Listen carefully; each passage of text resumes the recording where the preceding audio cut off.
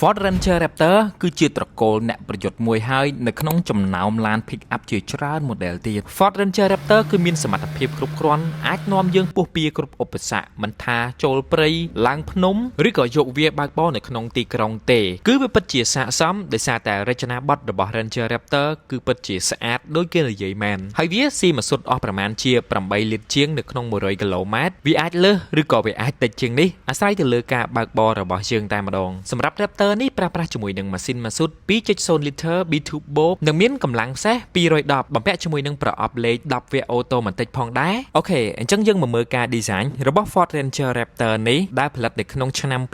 2025ការ design កាចឬ slot អាស្រ័យទៅលើបងប្អូនដែល comment នៅផ្នែកខាងក្រោមសម្រាប់ខ្ញុំវាពិតជាមានសភាពកាចខ្លាំងមែនទែនអក្សរ Ford ត្រូវបានរំលេចយ៉ាងច្បាស់ដើម្បីបញ្ជាក់ថាអានឹងគឺជា Ford ហើយវាគឺជា model Ranger Raptor ដែលជាត្រកូលអ្នកប្រយុទ្ធមួយដ៏ខ្លាំងក្លានៅក្នុងចំណោមឡាន pick up ជាច្រើនទៀតវាបានប្រើប្រាស់ជាមួយនឹងយ៉ាន់អាលុយមីញ៉ូមបំពាក់ជាមួយនឹងសំបកកង់ All Terrain ទំហំ17អ៊ីន All Terrain ក៏ជាម៉ាកសំបកកង់មួយដែលមានគុណភាពខ្ពស់ទោះរត់នៅក្នុងល្បឿនលឿនក៏មិនសូវជាចោតទៅលើសំឡេងរំខានផងដែរហើយបើចង់ដឹងចម្លើយទាល់តែបើកបរសាកល្បងសិនអូខេអញ្ចឹងយើងមកដល់ផ្នែកខាងក្រោយការរចនាទៅលើ stop របស់ Ranger Raptor នេះបងប្អូនអាចដាក់បន្ទុកខ្លួនឯងខ្ញុំអត់មានអ្វីត្រូវនិយាយទេដោយឡែក logo របស់ Raptor នេះគឺមានជាសភាពពណ៌ខ្មៅតែម្ដងប្រើប្រាស់ដោយក្រោមព័ទ្ធជុំវិញវាមើលមកវាបង្ហាញអំពីភាពប្រណិតម្យ៉ាងដែរសមឬមិនសមតើបងប្អូន comment ប្រាប់ខ្ញុំដូចគ្នាចំណុចអន់ចិត្តមុននឹងចូលទៅដល់ផ្នែកខាងក្នុងគឺវាអត់បានប្រើប្រាស់ជាមួយនឹងប្រភេទឈ្នាន់អូតូទេប៉ុន្តែឮថាបើសិនជាចង់បានឈ្នាន់អូតូមានក្រុមហ៊ុនខាងក្រៅគេទទួលដំឡើងប៉ុន្តែដំឡើងឲ្យដាច់ការអត្ថន័យក៏ខ្ញុំអត់ដឹងដែរផ្នែកខាងក្នុងនេះត្រូវបានប្រើប្រាស់ជាមួយនឹងកៅអី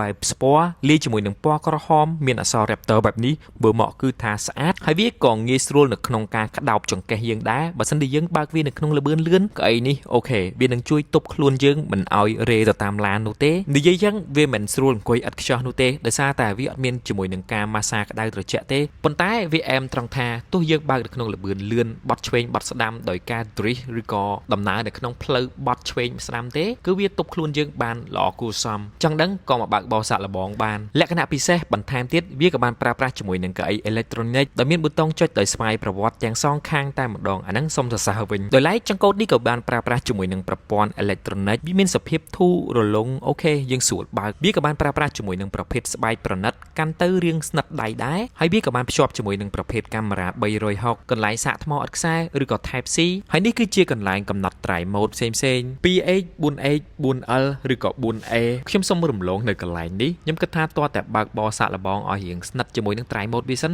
ទើបខ្ញុំអាចនិយាយទៅកាន់បងប្អូនទាំងអស់គ្នាបានហើយចំពោះផ្នែកខាងក្រោយវិញគឺប្រើប្រាស់ជាមួយនឹងពូកស្បែកវាមានសភាពទូលាយមកល្មមផងដែរដែលយើងអាចអង្គុយបាន3នាក់មួយទូលាយអូខេអញ្ចឹងត្រួសពី Ford Ranger Raptor តើវាតាក់ទាញទឹកចិត្តបងប្អូនប៉ុន្មានភាគរយដែរនៅក្នុងការស្រឡាញ់អាចជួយ comment ប្រាប់ខ្ញុំផងខ្ញុំគិតថាបើមិនសិនជាមានពេលឬក៏មាន sponsor ខ្ញុំនឹងយក Ranger Raptor នេះតេស្តសាកល្បងឲ្យអស់ដៃតែម្ដងដើម្បីនិយាយបង្ហាញអារម្មណ៍ពិតទៅកាន់បងប្អូនទាំងអស់គ្នាការធ្វើបទបង្ហាញរបស់ខ្ញុំគឺជាការមើលផ្ទាល់ប៉ះផ្ទាល់ស្ទាបផ្ទាល់ហើយនឹងបើកបរសាកល្បងផ្ទាល់ទើបហ៊ាននិយាយទៅកាន់បងប្អូនទាំងអស់គ្នាអញ្ចឹងបើសិនជាចូលចិត្តវីដេអូនេះសូម like share ម្នាក់មួយផងជួបខ្ញុំបាទតឡានៅវីដេអូក្រោយ